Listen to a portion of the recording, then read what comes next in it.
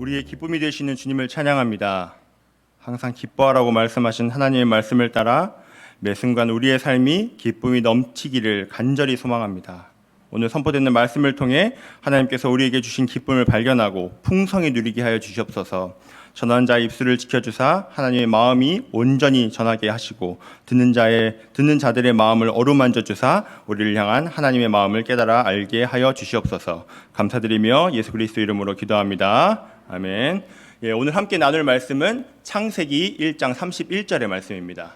창세기 1장 31절의 말씀입니다. 한 절이기 때문에 같이 합독으로 읽도록 하겠습니다. 네, 창세기 1장 31절 말씀입니다. 같이 읽겠습니다. 시작. 하나님이 지으신 그 모든 것을 보시니 보시기에 심히 좋았더라. 저녁이 되고 아침이 되니 이는 여섯째 날이니라. 아멘. 네, 오늘 기뻐하라 두 번째 시간입니다. 이제 지난 한 주간 기쁨을 누리면서 잘 보내셨습니까? 네, 오늘 말씀 선포되는 말씀을 통해서 우리가 풍성히 그 기쁨을 누리시길 간절히 축복합니다. 제가 기쁨을 누리기 위해서 하나의 예화를 가져왔는데요. 듣고 꼭 기뻐하셨으면 좋겠어요. 네, 우리나라에 이제 복음이 처음 들어왔을 당시의 일입니다. 선교사님들이 이제 와서 우리에게 복음을 전해주셨는데, 이제 아무래도 선교사님이 타지에서 오셨다 보니까 이제 고단하고 또 힘든 여정이지 않았겠습니까? 그러다 보니까 이분들이 종종 테니스를 치셨다고 해요. 테니스를 치셨는데 어느 날 한 번은 이제 지나가던 이제 가마를 탄 양반이 그 테니스 치는 것을 보았다고 합니다. 그걸 보면서 되게 이제 특이한 걸 하는 거죠. 공이 왔다 갔다 하니까. 근데 그걸 보고서 이제 종한테, 가마를 들고 있는 종한테 저게 뭐 하는 건지 물어봤다고 합니다. 저게 뭐 하는 거냐고. 그랬더니 종이 이제 그걸 당연히 모르겠죠. 종이 그걸 보고도 모르겠다고. 모르겠는데 이게 뭔가 놀이를 하는 것 같다고 했는데 거기 양반이 하는 말이 아주 가관입니다. 땡볕에 저기 땀 흘려서 뭐 하는 건지 모르겠다고. 저런 거는 종놈이나 시키지. 왜 이렇게 혼자서 땀을 흘리면서 이러고 있냐? 라는 말이 있었다고 합니다. 왜 이렇게 양반이 이렇게 생각을 하고 이렇게 얘기를 했을까요? 바로 양반이 있었던 우리나라 옛날에는 유교적인 전통 하에서 살았기 때문에 그렇습니다. 유교적인 전통을 보게 되면 아무래도 우리 몸을 움직이고 하는 것들을 굉장히 좀 경히 여기고 좀 안 좋게 보았기 때문입니다. 그러니까 우리 속담 중에 양반은 물에 빠져도 개헤엄을 치지 않는다라는 말이 있습니다. 이게 뭐냐면 자기 아무리 급하고 궁해도 자기 체면을 중요하게 여겨서 그렇게 행동하지 않는다. 그러니까 소위 천하게 몸을 움직이지 않는다라는 그 표현이죠. 오늘날에는 이전과는 많이 달라지긴 했습니다. 정말 많은 세월이 지났죠. 그런데 여전히 오늘날에도 우리의 삶 가운데는 유교적인 문화들이 많이 남아 있습니다. 특히나 그러니까 제가 이제 취업을 준비하는 그런 시절에서 그런 게 좀 많이 느껴졌었는데요. 몸으로 일하는 현장직보다 뭔가 그 사무실에 일하는 내근직을 더 선호하고 또 편하게 여깁니다. 물론 이제 현장직을 하게 되면 몸이 힘들어서 기피하는 현상도 있겠지만 아무래도 우리 사회에 있는 그런 전반적인 그 편견이 있지 않았나, 그런 한몫을 하지 않나 생각을 해봅니다. 그런데 이러한 편견들이 우리 기독교 안에도 있다는 사실입니다. 물질 세계는 부정적으로 여기고 영적이고 정신적인 세계는 아름다운 것이고 좋은 것으로 여기는 그런 편견들이 있다는 거죠. 기독교가 태동했던 초대교회 당시가 바로 이러한 일들이 있었습니다. 초대교회를 가장 위협했던 이단, 어떻게 보면 가장 위협했던 그 이단이 영지주의라는 이단이 있었는데요. 그 영지주의는 그 정신과 영혼은 귀하고 아름다운 것이고 육체와 물질은 악한 것이라고 하는 그 주장을 했던 이단이 있었습니다. 하지만 성경은 이렇게 영과 정신이 육신보다 더 중요하고 더 가치 있다는 이원론적인 생각을 가르치고 있지 않습니다. 오늘 우리가 함께 나눈 본문 같이 함께 다시 한번 읽어보도록 하겠습니다. 시작. 하나님이 지으신 그 모든 것을 보시니 보시기에 심히 좋았더라. 저녁이 되고 아침이 되니 이는 여섯째 날이니라. 아멘. 하나님께서 무엇을 만드셨습니까? 파란 글씨를 보게 되면 하나님이 지으신 그 모든 것이라고 나와 있습니다. 지으신 게 바로 하나님이 지으신 것은 바로 물질 세계입니다. 물질 세계. 하나님께서는 우리가 오감으로 느낄 수 있는 그 물질 세계를 창조하셨다고요. 만드시고 나서 그리고 뭐라고 하셨어요? 우리가 이 말씀 너무나도 잘 알고 있잖아요. 보시기에 좋았더라. 하나님께서 이 물질 세계를 만드시고 나서 보시기에 심히 좋았더라. 그냥 좋은 것도 아니고 심히 좋았다라고 말씀을 하셨습니다. 물질 세계를 창조하신 하나님께서 오늘 우리에게 기뻐할 것 두 가지를 말씀해 주십니다. 하나님께서는 몸과 물질을 영혼과 정신보다 아래로 말씀하시지 않았습니다. 시편 139편 13절에서 15절을 세 번역으로 함께 보도록 할 건데요. 같이 함께 교독으로 읽도록 하겠습니다. 제가 먼저 읽도록 하겠습니다. 주님께서 내 장기를 창조하시고 내 모태에서 나를 짜 맞추셨습니다. 내가 이렇게 빚어진 것이 오묘하고 주님께서 하신 일이 놀라워 이 모든 일로 내가 주님께 감사를 드립니다. 내 영혼은 이 사실을 너무도 잘 압니다. 네, 같이 읽겠습니다. 은밀한 곳에서 나를 지으셨고 땅속 깊은 곳 같은 저 모태에서 나를 조립하셨으니 내 뼈 하나하나도 주님 앞에서는 숨길 수 없습니다. 아멘. 시편의 기자는 자신을 창조하신 하나님께 감사를 올려드리고 있습니다. 하나님께서 나의 장기를 창조하시고 내 모태에서 나를 짜 맞추셨다고 이렇게 표현을 합니다. 그 13절에서 짜다라는 표현을 보게 되면요, 이 표현을 영어로 보게 되면 니트입니다. 니트. 우리가 입는 그 가을에 입는 니트 있잖아요. 그 니트인데 그 하나님께서 나를 모태에서부터 조립하셨다고. 15절에서 나왔듯이 시줄과 날줄로 뜨개질을 그 천을 만드는 것처럼 나를 그렇게 만드셨다는 겁니다. 이 말씀을 제가 보면서 저희 어머니가 뜨개질을 하셨다는 게 생각이 나는 겁니다. 저는 사실은 뜨개질을 하지 못하거든요. 근데 저희 어머니가 한 이맘때쯤에 좀 뜨개질을 하십니다. 다들 이맘때쯤 하시잖아요. 왜냐하면 겨울에 이제 목도리랑 이제 스웨터 이렇게 만드는, 안 계신가요? 근데 뜨개질을 이렇게 하시는데, 보니까 이제 이렇게 하면서 뭐 패턴도 있고 뭐 되게 다양하게 하시더라고요. 근데 이게 한 올 한 올 정말 정성을 들이지 않으면 이걸 만들 수가 없더라고요. 그러니까 하나 풀어지면 다 풀어지고, 그래서 뜨개질 하시다가 제 딸이 그걸 가지고서 어디 가면 다 풀어지고, 그러면 다시 또 하고, 되게 정성을 다한 것을 보았습니다. 하나님께서 우리를 만드실 때 이렇게 만드셨다고요. 흙으로 빚으실 때 정말 하나 손으로 하나님께서 하나하나 빚으셨다고요. 하나님의 그 창조물 중에서 이렇게 섬세하게 창조하신 것이 있습니까? 그 어떠한 것도 이렇게 하나님께서 섬세하고 귀하게 창조하신 것이 없습니다. 그리고 나서 창조하시고 그걸 만드신 후에 그 흙에다가 하나님께서는 생명을 부어 넣으셨죠. 생명. 그렇게 나서 우리의 몸과 영혼은 분리되지 않는 그런 몸이 바로 우리입니다. 그래서 영이 없는 몸은 없죠. 그리고 몸이 없는 영은 없습니다. 그래서 딱 각각 따로 존재하지 않는 것이 바로 우리라고 할 수 있습니다. 그래서 우리의 몸은 영보다 결코 못하지 않습니다. 우리의 몸은 바로 하나님의 작품이죠. 우리 어린 아이들의 찬양을 보게 되면 하나님의 걸작품이라는 찬양도 있습니다. 그게 우리가 그 작품이라는 거예요. 우리의 몸이 하나님이 직접 섬세하게 만드신 작품이라는 그 자체만으로도 우리는 이미 가치 있는 존재입니다. 우리 자신을 보면서 우리는 하나님이 이렇게 나를 만드셨구나, 기뻐하는 존재로 그 충분한 가치가 있다는 거죠. 이렇게 하나님 만드신 우리가 어디 있습니까? 지금 여러분들 다 걸어서 예배당에 오지 않았습니까? 오셔서 하나님이 창조하신 눈으로 설교자를 지금 바라보고 계시죠? 그리고 같이 우리가 하나님 만드신 성대로 찬양을 했고, 또 찬양을 듣고, 때로는 우리가 하나님의 은혜에 감격을 해서 눈물을 흘리는 그러한 경험을 또 하지 않습니까? 로마서 12장 1절에서는 이렇게 말하고 있습니다. 그러므로 형제들아, 내가 하나님의 모든 자비하심으로 너희를 권하노니 너희 몸을 하나님이 기뻐하시는 거룩한 산 제물로 드리라. 이는 너희가 드릴 영적 예배니라. 우리의 신앙생활은 우리의 영으로만 드리는 것이 아닙니다.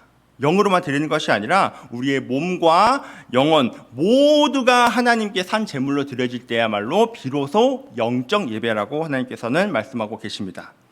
하나님이신 예수님께서는 우리에게 어떠한 모습으로 오셨나요? 요한복음 1장 14절 말씀 다 같이 함께 읽어보도록 하겠습니다. 시작. 말씀이 육신이 되어 우리 가운데 거하심에 우리가 그의 영광을 보니 아버지의 독생자의 영광이요 은혜와 진리가 충만하더라. 말씀이신 하나님께서 육신으로 찾아오셨어요. 육신으로 우리와 같은 몸을 입고 오신 게 바로 하나님 예수님이십니다. 하나님께서 육신을 악하게 여기셨다면, 육신이라는 것 자체를 악하게 여기셨다면 하나님 육신을 입고 오셨을까요? 그렇지 않으셨겠죠. 더 나아가서 예수님의 부활. 예수님의 부활은 영의 부활이 아닙니다. 예수님의 부활은 육신의 부활입니다.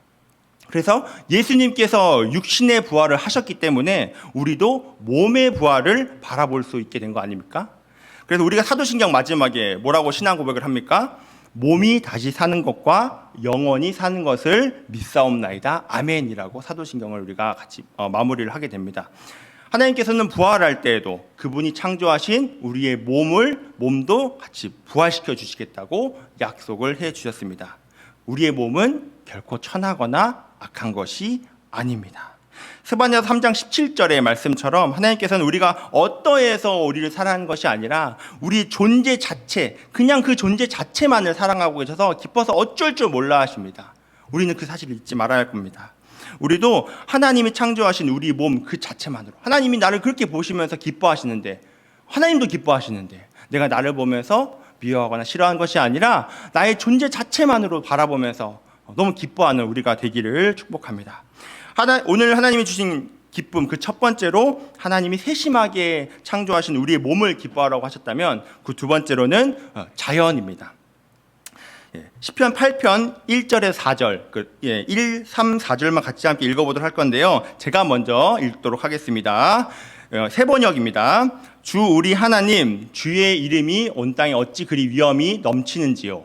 저 하늘 높이까지 주님의 위엄 가득합니다. 3절 읽어주시겠습니다. 주님께서 손수 만드신 저 큰 하늘과 주님께서 친히 달아 놓으신 저 달과 별들을 내가 봅니다. 같이 읽겠습니다. 사람이 무엇이기에 주님께서 이렇게까지 생각하여 주시며 사람의 아들이 무엇이기에 주님께서 이렇게까지 돌보아 주십니까? 아멘. 시편 기자는 하나님께서 창조하신 이 세상을 보면서 하나님의 위엄이 가득했다고 감탄을 합니다. 하나님이 손수 만드신 달과 별을 보면서 감격을 하고 있어요. 하나님께서는 시편 기자를 통해 우리에게 말씀해 주시는 것은 내가 너희들에게 만들어진 이 자연을 보고서 감격해라라고 말씀을 해주시고 있는 거예요. 내가 너희들을 위해서 이렇게 선물을 준비했는데 당연히 감격해라. 당연히 감격해야 되지 않겠니? 감격해라라고 말씀을 하시는 거죠. 창세기 1장을 보게 되면 하나님이 창조하신 이 자연을 인간에게 어떻게 하라고 하십니까? 다스리라고 말씀하십니다. 이 자연을 다스려라. 근데 이 다스리라는 말을 우리가 잘 알다시피 뭔가 자연을 훼손하고 파괴하고 그런 것이 아니라 잘 생육하고 번성하게 잘 경영하라는 말씀이지 않습니까? 근데 더 나아가서 이 의미는 너희도 나처럼 즐거워해라. 즐겨라. 이런 자연을 경영하고 또 이걸 즐겨라라는 말씀입니다. 하나님께서는 홀로 이 세상을 다스리실 수 있었지만 우리에게 다스리라는 임무를 주셨고 하나님의 다스림에 우리가 동참하기를 너무나도 원하셨습니다.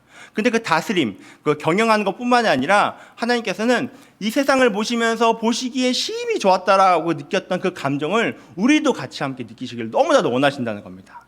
우리도 그 감격에 동참하기를 원한다고. 너네가 이 자연을 보면서 내가 느꼈던 이 너무 심히 좋았던 기쁨을 너네도 느꼈으면 좋겠다라고 말씀을 하시는 겁니다. 그런데 우리는 어떤가요? 우리는 이제 경영만 하고 뭔가 일만 열심히 하는 거예요. 다스리는 거에서 경영만 열심히 하는 거예요. 정말 열심히 일만 하고 누릴 줄 모르는 인생. 이것은 어떻게 보면 하나님이 우리에게 주신 그 기쁨, 반만 누리는 것입니다. 경영만 하는 것이 아니라 하나님께서 우리에게 주신 그 자연과 그 기쁨을 누릴 수 있는 우리 성도님들 되시기를 축복합니다.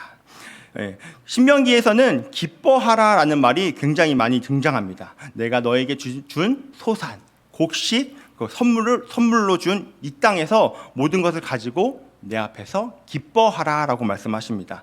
신명기 26장 10절에서 11절을 보시게 되면요, 주님, 이것도 이제 새 번역입니다. 같이 함께 앞에 띄워주시면요, 주님께서 내게 주신 땅의 열매를 내가 여기에 가져왔습니다. 그리고 당신들은 그것을 주 당신들의 하나님 앞에 놓고 주 당신들의 하나님께 경배드리고 레위 사람과 당신들 가운데 사는 외국 사람과 함께 주 당신들의 하나님이 당신들과 당신들의 집안에 주신 온갖 좋은 것들을 누리십시오라고 말씀을 해주고 있습니다.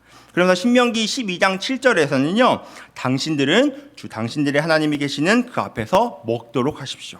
그리고 주 당신들의 하나님이 당신들이 수고한 일에 복을 주신 것 생각하면서 가족과 함께 즐거워하십시오 라고 하면서 말씀을 하고 있습니다.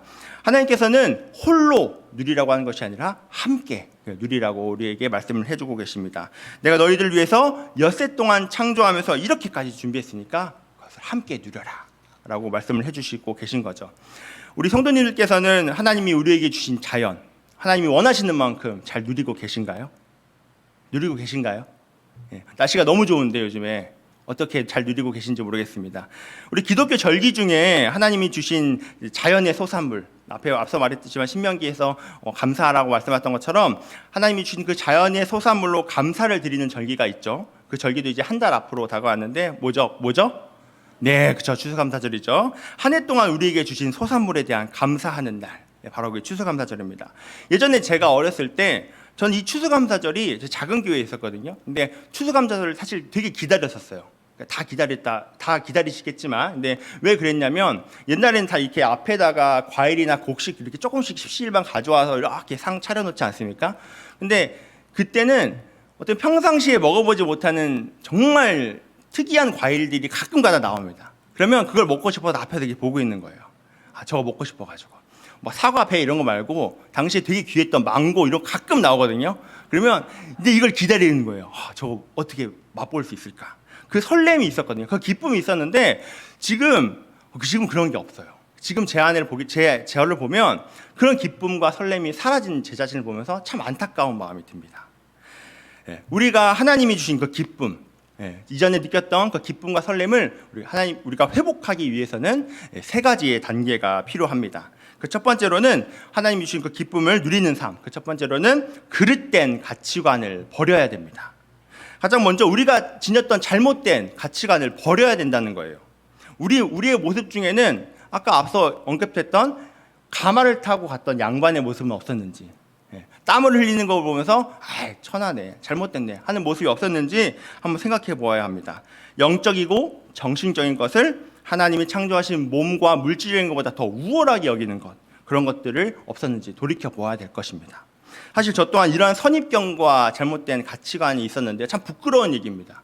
부끄러운 얘기지만 함께 나눠보면요, 제가 이제 제주도에서 3년간 살면서 건설업에서 잠깐 종사한 적이 있었습니다. 근데 당시 사장님께서 저한테 현장에서 직접 일을 해야지 좀 알 수 있다고. 저는 내근직으로 갔거든요.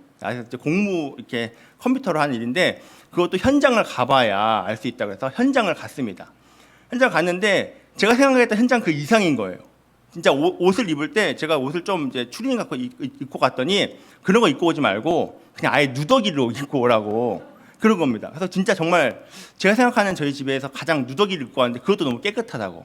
그래서 입고 갔습니다. 입고 갔는데 이제 시멘트를 나르고 뭐 흙하고 제가 생각했던 그냥 소위 말하는 이제 우리가 속어로 이제 노가다라고 하죠. 노가다를 하게 된 거예요. 근데 하면서 저도 모르게 되게 자존심이 상하는 겁니다. 나 나름대로 대학도 나가고 공부를 했는데 내가 왜 여기서 맨날 시멘트 독 때문에 여기 빨개지고, 그리고 이제 땀띠 때문에 하도 여름에 더우니까 땀띠 때문에 몸 많이 벌게지고 내가 왜 이러고 있어야 되는지 참 불평스러웠어요. 너무 좀 제 자신을 보면서 좀 한심스러웠거든요. 근데 하루 이틀 있으면서 거기 일하시는 분들이랑 대화를 되게 많이 하게 됐어요.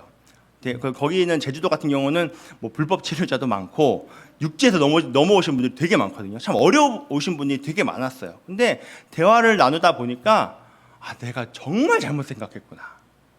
이분들이야말로 정말 피땀 흘려서 가정을 위해서 헌신하시고 그렇게 일을 해서 가정을 세우시는 분들인데 어떻게 그렇게 교만한 생각을 했는지 제가 너무 한심스러운 겁니다. 이분들이 있기 때문에 내가 집에서 잘 수가 있고, 이분들이 있기 때문에 우리가 예배당에서 예배를 드리고, 이분들이 있기 때문에 내가 차를 타고 안전하게 집을 갈 수 있다는 거를 정말 새삼스럽게 느낀 거예요. 제 자신이 정말 잘못된 가치관에 사로잡혀 살았구나라는 것을 느끼게 되었습니다. 여러분들께서는 저와 같은 잘못된 가치관을 갖지 않으셨으리라 생각이 듭니다. 하나님께서는 육신을 절대 경히 여기시지 않으시고 영과 같이 정말 귀하게 여기십니다.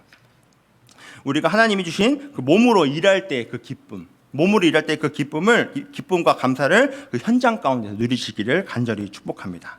우리의 잘못된 가치관을 버렸다면 이제는 하나님께서 말씀하시는 가치관을 바라보고 그걸 나의 것으로 이제 삼을 수 있어야 되겠습니다. 그리고 그것을 누릴 수 있어야겠죠. 성경은 하나님께서 영과 육을 분리하지 않으시고 영과 육 어느 거 하나도 우열을 두지 않는다고 말씀드리지 않았습니까? 우리가 영적인 생활만 하고 육적인 생활을 하지 않는다면 그건 반쪽짜리 신앙생활입니다. 하나님이 반쪽짜리 생활인데요. 먼저 하나님이 우리에게 주신 몸, 귀한 몸, 우리가 이 육신 안에서 그 기쁨을 먼저 누리기를 간절히 축복합니다. 저희 둘째가 태어난 지 한 60일이 되었어요. 근데 태어날 때 이제 봤을 때 조금 한데 지금 이제 그때는 이제 앞에 누가 있는지 모르죠. 자기만 신경 쓰느라 정신이 없으니까. 근데 저를 보면서 이제는 눈을 깜빡깜빡 쳐다보면서 웃습니다. 이렇게 무서운 얼굴인데도 보고 웃어요. 근데 이제 첫째는 조금 컸다고 저를 보고 무서워하더라고요. 제가 막 장난치면 무서운 얼굴 표정하지 말라고 그러거든요. 근데 아이가 그렇게 표정이 변하고 하는 것들을 보면서 너무나도 기쁜 거예요. 아이들의 성장을 하는 걸 보면서 그 몸이 커가는 걸 보면서 너무나도 기쁜 거예요. 이뿐입니까?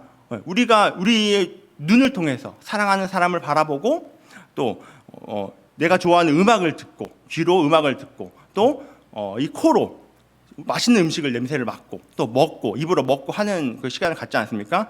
사실 제가 요즘에 다이어트를 하고 있는데 그 먹는 양이 정해져 있어요. 그래서 간식으로는 이제 아몬드 10개랑 방울토마토 15개만 딱 먹을 수가 있거든요.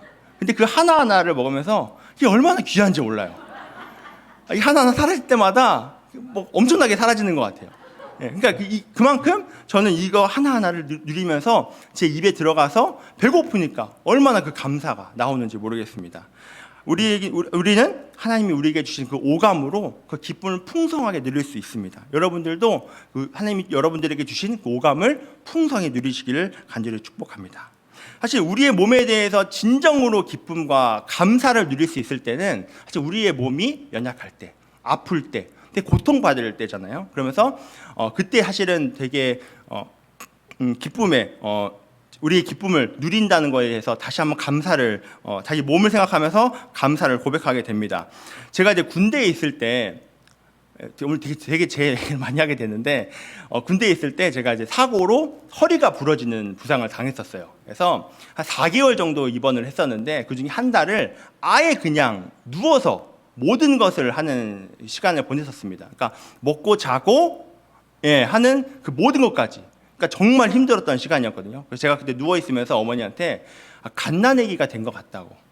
갓난아기가 된 것 같다는 얘기를 했습니다. 그러니까 누워서 정말 아무것도 못하는 상황에서 한 달이 지나서 이제 허리가 어느 정도 붙었을 때 앉을 수 있었거든요. 침대에서 앉을 수 있었는데 그때의 그 감격을 잊을 수가 없습니다. 맨날 누워만 있다가 앉았을 때 그 감격, 그리고 발을 디뎠을 때의 감격, 그리고 제가 제 정상적인 자세로 생활할 수 있다는 것, 어찌나 감사했는지 모르겠습니다. 우리 삶 가운데 당연한 것을 여기지 않는 기쁨, 우리 안에 되게 많지 않습니까? 우리가 너무나도 일상생활에 편해서 너무 당연한데 이것을 당연한 것이 아니라 그것을 우리가 누려야 할 바로 기쁨입니다. 하나님께서는 나의 몸의 곳곳 하나하나를 우리에게 기쁨으로 허락하셨습니다. 하나님이 주신 그 기쁨, 보시기에 좋다고 말씀하셨던 우리 몸에 대한 감사와 기쁨을 발견하고 그 기쁨을 누리시기를 간절히 축복합니다. 그리고 하나님이 우리를 위해서 우리 몸에 대한 기쁨을 주셨지만 또 자연도 또 주시지 않았습니까? 이찬섭 목사님께서 최근 몇 주 전에 이제 개척 당시에 그랜드 캐년을 다녀오셨다는 얘기를 하시면서 이제 오랜 시간 동안 버스를 타고 그랜드 캐년을 갔는데 딱 도착을 했더니 엽서 사진이랑 똑같네? 이런 말씀을 하셨잖아요. 그러면서 감격이 없었다고. 그러면서 한국 사람들이 앞에 배경 두고 사진 찍고 그냥 가고 사진 찍고 가고 하는 모습을 보면서 감격이 없다고 하시지 않았습니까? 저도 이제 배낭여행으로 한번 이제 유럽을 가게 됐었어요. 퇴직금으로 배낭여행을 가게 됐는데 그 일정 중에 스위스를 가게 됐습니다. 그러니까 너무나도 좋은 장소죠. 근데 스위스를 갔는데 사실 제가 가도 여느 한국 사람처럼 찍턴 하는 사람입니다. 찍턴이 뭐냐면 찍턴. 그러니까 사진 찍고 바로 도는 거예요. 찍턴 하는 사람이었는데 스위스를 갔더니 이게 그렇게 할 수가 없는 겁니다. 너무 아름다운 거예요. 그거 보면서 이거를 어떻게 여기서 그냥 찍턴을 하고 갈 수 있는 상황이 아닌 거예요. 그래서 너무 좋아서 있는데 그곳에서는 찬송가 그 참 아름다워라 찬양을 부를 수밖에 없는 환경이었던 겁니다. 너무 좋아가지고 천천히 그곳에서 시간을 좀 누려봤습니다. 부는 바람, 그 쪼이는 햇살, 그리고 뭐 자연들 하나하나를 보면서 거기서 시간을 가졌습니다. 제가 거기를 올라갈 때는 기차를 타고 올라갔었는데 내려가는데 그렇게 빨리 내려가고 싶지 않더라고요. 그러니까 천천히 정말 그냥 내려가고 싶은 마음에 그게 해발 1700m가 됐었는데 그냥 걸어 내려왔어요. 너무 그 시간을 갖고 싶어가지고. 근데 이제 나중에 거기서 찍었던 사진들을 보니까 제가 봤을 때는 그냥 별로인 거예요, 사진이. 왜 별로지? 하고 이제 보고 있는데 가만히 생각해 보니까 그거예요. 사진을 봤더니 그 당시 느꼈던 그 풍성함이 없는 거예요. 사진 안에 갇혀 있는 그냥 그 자연만 딱 보이니까 이거 뭐 그냥 어디에도 다 보이는 사진 아니야라는 생각이 드는 거예요. 그러니까 더 별로 이제 감흥이 없는 겁니다. 근데 그럴 때 딱 들었던 마음이 뭐였냐면 사람의 눈보다 좋은 카메라는 없구나. 하나님이 지으신 눈보다 좋은 카메라가 없구나라는 마음이 정말 강하게 드는 겁니다. 그러면서 하나님이 지으신 눈과 하나님이 지으신 자연이 마주했을 때 그 감격이 이루 말할 수 없구나. 뭐 메이드 인 코리아, 메이드 인 재팬, 메이드 인 저머니 그 다양한 정말 좋은 카메라가 있지만 메이드 인 하나님. 하나님이 지으신 눈보다 정말 좋은 카메라는 없구나. 그럼 되게 감격을 하고 그 자연을 바라봤을 때 너무 기뻤던 그 생각이 납니다. 그러면서 그 감격을 통해서 다시 사진을 보았을 때 그때 느꼈던 감동이 막 올라오면서 그 사진이 의미 있게 저에게 다가왔던 경험을 한 적이 있습니다. 여러분들, 저도 그렇지만 여러분들도 하나님이 만드신 그 자연을 보고서 그냥 찍턴하지 마시고요. 찍턴하지 마시고 그 선물을 바라보면서 하나님이 우리에게 주신 선물이지 않습니까? 그 선물을 누리고 기뻐하는 성도님 되시기를 간절히 축복합니다. 그러기 위해서는 그곳에 잠시 멈춰야 돼요. 시간을 느리게 멈춰야 돼요. 멈춰야지만 바람이 부는 것을 느낄 수 있고 햇살이 쏘는 것을 알 수 있고 자연이 흘러가는 것을 볼 수가 있습니다. 우리가 경영할 때는 바삐 움직이겠지만 누릴 때는 잠시 멈추어서 하나님의 선물을 바라보시고 누리시고 기뻐하신 여러분들이 되시기를 간절히 축복합니다. 우리가 잘못된 가치관을 버리고 하나님 말씀하신 새로운 가치관을 입고 우리가 그걸 누릴 수 있었다면 이제는 그 말씀대로 가치관대로 삶을 누려야겠죠. 근데 제가 앞서 계속 이제 이찬성 목사님 말씀하셨던 그랜드 캐년 그리고 저 스위스 이런 얘기 했을 때 부담이 되는 분도 있을 겁니다. 거기를 어떻게 가? 그리고 돈이 어디 있어? 내가 시간이 어디 있어? 바빠 죽겠는데 하루하루 살기 너무 바쁜데 거기를 어떻게 가? 어떻게 누려? 라고 말씀하시는 분도 있을 겁니다. 근데 그랜드 캐년에 하나님께서는 그랜드 캐년에 가라고 스위스에 가서 누리라고 돈이 있어야 누리라고 말씀하시지 않으셨습니다. 디모데전서 4장 4절은 이렇게 우리에게 권면합니다. 다 같이 함께 읽도록 하겠습니다. 시작. 하나님께서 지으신 모든 것이 선함에 감사함으로 받으면 버릴 것이 없나니. 누린다는 것은 특별한 시간, 공간, 물질을 사용해서 누리는 것이 아닙니다. 돈이 있어서 누릴 수 있는 것이 아니라 어느 곳에 가야지 누릴 수 있는 것이 아니라 하나님께서는 이미 우리에게 삶의 곳곳 가운데 누릴 수 있는 것들을 준비해 주셨습니다. 우리의 삶 곳곳에 기쁨을 누릴 수 있는 걸 너무나도 준비하셨다고요. 하나님이 우리를 위해서 준비한 것이 너무나도 많아요. 그 선물들이 널려 있습니다.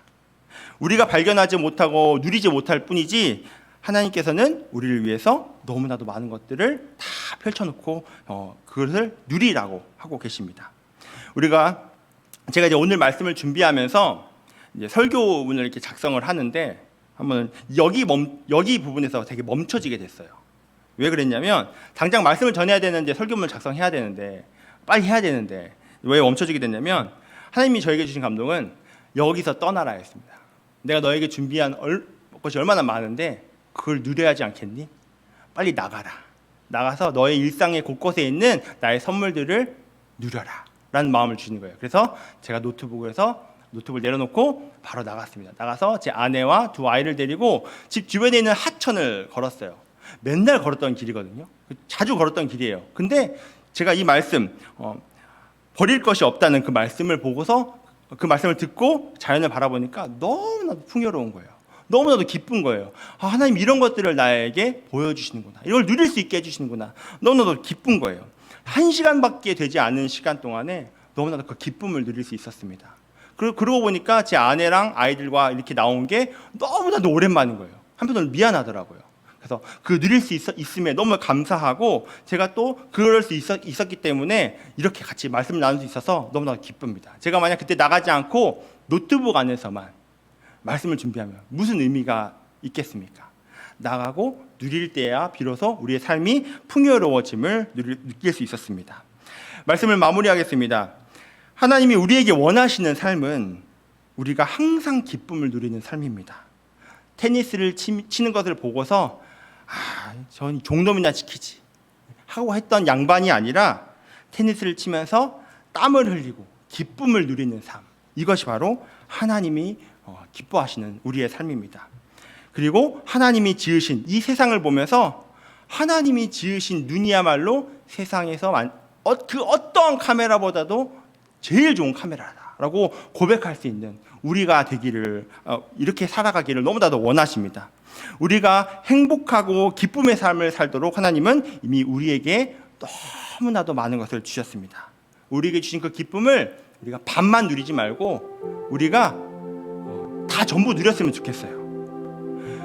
디모데전서 5장 16절에서 18절 이렇게 말씀을 하고 있습니다. 항상 기뻐하라, 쉬지 말고 기도하라, 범사에 감사하라. 이는 그리스도 예수 안에서 널 향하신 하나님의 뜻이니라. 우리가 기뻐하는 것은 하나님의 뜻입니다. 하나님 우리가 기뻐하는 걸 너무나도 원하세요. 그래서 우리가 기뻐하는 것은 의무입니다. 의무. 하나님의 명령이에요. 외롭고 슬픈 자들을 기뻐하시기 위해서 예수님이 오셨습니다. 십자가에서 죽으셨어요. 왜냐하면 우리가 기뻐하게 하시기 위해서. 여러분들 그 기쁨을 우리가 누리고 풍요롭게, 우리의 삶을 풍요롭게 하는 것 자체가 하나님이 원하시는 삶이에요. 우리가 기쁘게 되기를 간절히 축복합니다. 우리 이 찬양을 부르면서 같이 기도했으면 좋겠는데요. 나 주님의 기쁨 되기 원하네 같이 함께 찬양했으면 좋겠습니다.